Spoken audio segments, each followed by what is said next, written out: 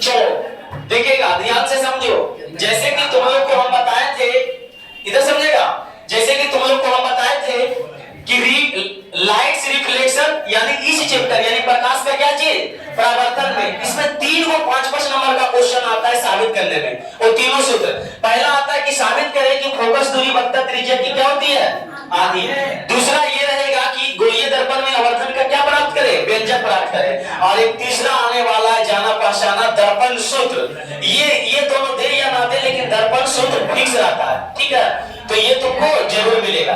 तो ध्यान से देखो, हमें गोलीय दर्पण में किसका व्यंजक प्राप्त करना है, आवर्धन का। और हम जानते हैं आवर्धन का व्यंजक क्या होता है कि प्रतिबिंब की ऊंचाई और वस्तु की ऊंचाई के अनुपात को क्या कहते हैं, आवर्धन। या प्रतिबिंब की दूरी और वस्तु की दूरी के अनुपात को क्या कहते हैं, आवर्धन। तो सबसे पहले ध्यान से देखो, हम एक कौन दर्पण लिए, अवतल दर्पण। यानी गोलीय दर्पण बोले तो कौन कौन दर्पण, अवतल या उत्तल। तो हम कौन दर्पण ले लिए, अवतल लिए। इस पर वस्तु को हमने प्रधान अक्ष पर रखा है कि नहीं। तो ये वस्तु है, तो इसका ऊंचाई हम मान लेते हैं, इसका ऊंचाई मान लेते हैं h1। क्या मान लिए, इसका प्रतिबिंब क्या बनेगा, h2। इसका प्रतिबिंब क्या बना होगा, h2। ऊपर h1 नीचे क्या चीज, h2। अब तुम ही लोग बताओ बाबू, एक किरण को हमने प्रधान अक्ष के समानांतर गुजारा, तो दर्पण से परावर्तन के बाद ये कहां से लौटेगा, फोकस से लौटा। और दूसरा किरण को हमने कहां से गुजारा, ध्रुव से। कहां से, ध्रुव से। तो उसी से क्या हो गया, परिवर्तित हो गया। और यानी कि यहाँ पर ये किरण कटा, तो यहाँ पर प्रतिबिंब, वस्तु का प्रतिबिंब बना कि नहीं। वस्तु का प्रतिबिंब कैसा बना, वस्तु सीधा है तो क्या बना, उल्टा। तो हम तो जानबे करते हैं कि अवतल दर्पण में 6 जगह में से 5 जगह वस्तु का प्रतिबिंब कैसा बनता है, वास्तविक और उल्टा। और एक जगह से क्या बनता है, काल्पनिक और सीधा। चलिए अब हम लोग देखते हैं चिन्ह परिपाटी से। कौन परिपाटी से, चिन्ह परिपाटी से। इधर ही बना लेते हैं। देखो हम लोग जानते हैं चिन्ह परिपाटी से, चिन्ह परिपाटी से हम लोग सब ये बात जानते हैं कि सभी दूरियां को कहां से मापते हैं, ध्रुव से। बाबू ने ध्रुव से मापेंगे, तो यहां से यहां यानी Pn। देखो तो हम लिखेंगे दर्पण से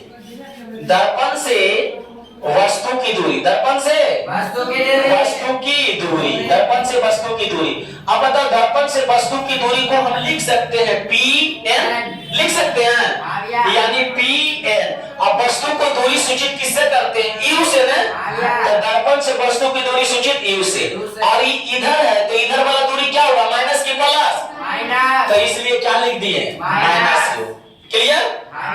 अब और दूसरा क्या लिखेंगे, दर्पण से प्रतिबिंब की दूरी, प्रतिबिंब की दूरी, इसको क्या लिखेंगे बताओ, Pn डैश। क्या लिखेंगे, Pn डैश बराबर प्रतिबिंब की दूरी को सूचित किससे करते हैं, V से करते हैं ना। तो बताओ इधर है तो इधर माइनस के पास, तो क्या लिख लेंगे, ये माइनस। क्लियर। चलिए यहाँ तक तो किसी को दिक्कत नहीं हुआ।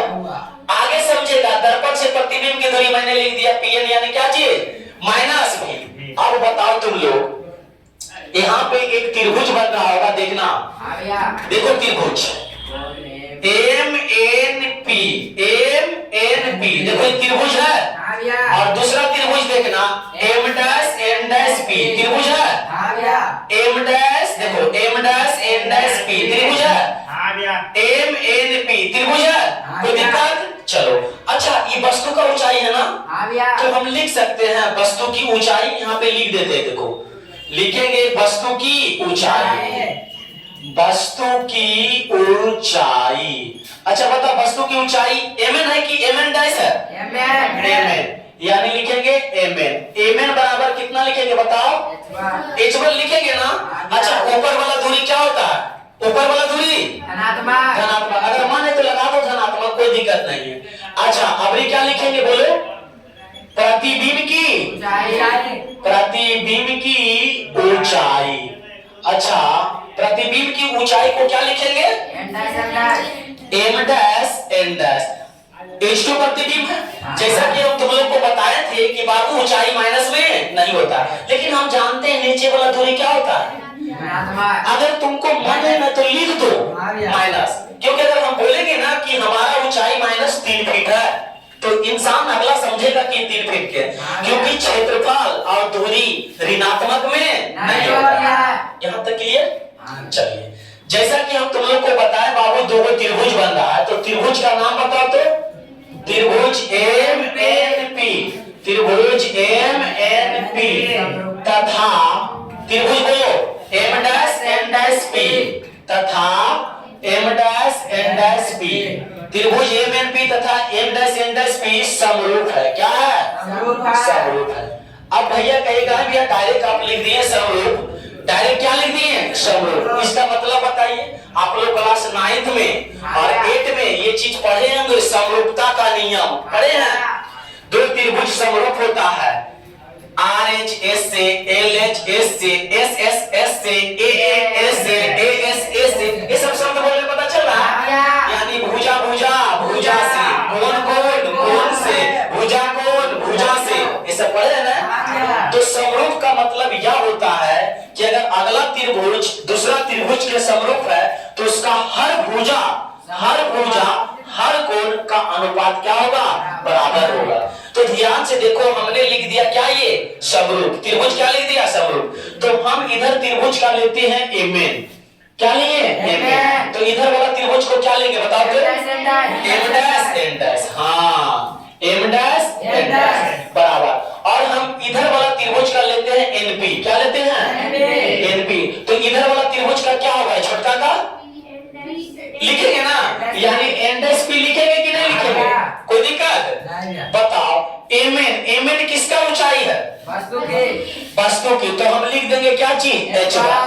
और ये M''N' किसका ऊंचाई है? तो हम लिख देंगे क्या चीज? H2। कोई दिक्कत? अब तुम्हें बता, NP माने किसका दूरी? NP माने किसका दूरी? वस्तु की दूरी। तो वस्तु की दूरी क्या है? -u लिखेंगे। अब P' माने किसका दूरी? तो प्रतिबिंब की दूरी क्या चीज है? -v। कोई आपत्ति?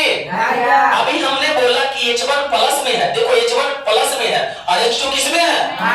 तो हम अभी वर्तमान में क्या लगा देते हैं? माइनस। कोई दिक्कत किन्हीं को नहीं।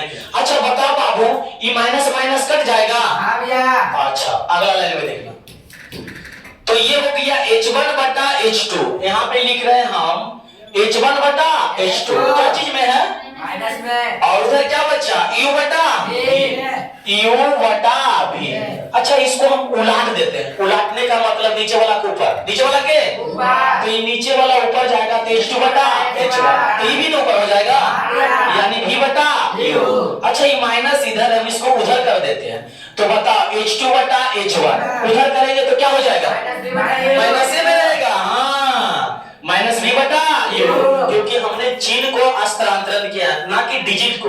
डिजिट को स्थानांतरण करते तब इधर माइनस में तो उधर क्या होगा? इधर प्लस में तो उधर क्या होगा? चलिए, तो आप ही लोग बताएंगे H2 बटा H1 बराबर क्या पढ़े हैं? M पढ़े हैं? अरे H2 बटा H1 आप लोग प्रबंधन में पढ़ाए थे। प्रतिबिंब की ऊंचाई बटा वस्तु की ऊंचाई के अनुपात को क्या